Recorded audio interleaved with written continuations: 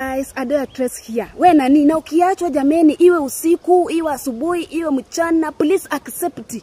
Kubali kuachwa, achika nani.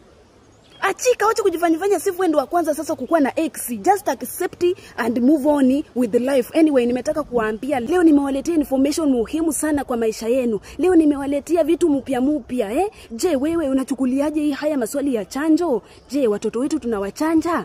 Jameni, wazazi wengi tunapata ugumu kupeleka watoto kupata chanjo kwa sababu hatujajua umuhimu wa chanjo. Hatujajua umuhimu wa chanjo kwa maisha ya mtoto.